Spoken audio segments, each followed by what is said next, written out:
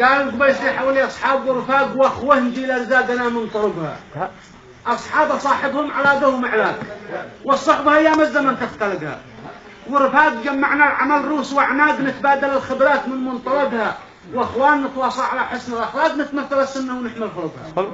وخيرنا من كان للخير سباب اللي يشوف الطيبة واعتنقها، وأنا على هذا منافس ومشتاق ولي خطوط مستحيل اخترقها.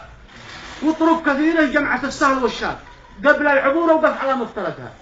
ما يمكن أطلب شخص صرفه ولا انفاق، ولا التجي للناس واخشى حمقها. ما يمكن أتملق نهائيا إطلاق واهين نفسي ليل سدت رمقها.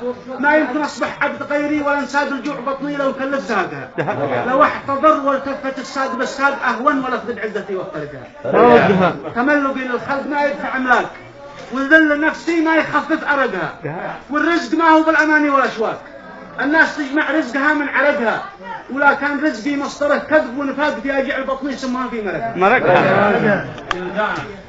ولا كان رزقي مصدره كذب ونفاق في أجع البطن يسمها في مرقها. رزقي على واحد كفل بالأرزاق، ما دابة في أرضها لا رزقها. هذا تنعاتي وما حاد بي حاد، بوصيبها غيري عسى يلتحقها. يا من تخاف الرزق والخوف محاق، إذا سراب أفكار مؤمن محقها. يا من حياتك كلها ذل وارهاق، اربع بنفسك رب هذه خلقها.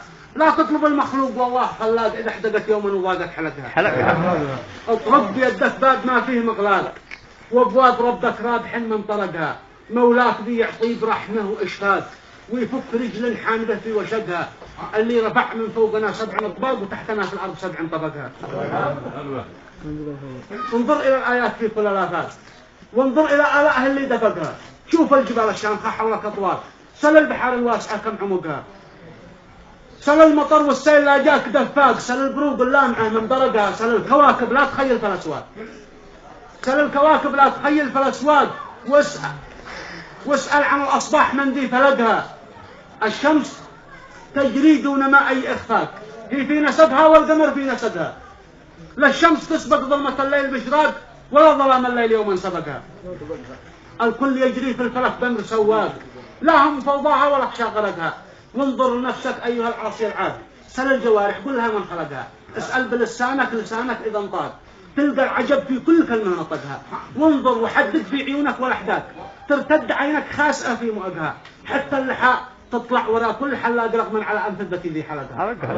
هذا يكفي لأنت للعز تواب، ويعرفك مفتاحها من غلقها. لا تلتجي للناس لا الحال بطغاك، وأتيل حل المشكلة من طرقها. إذا طلبت إنسان سبب لك إقلاق، تشوف نفسه وقلقك من قلقها.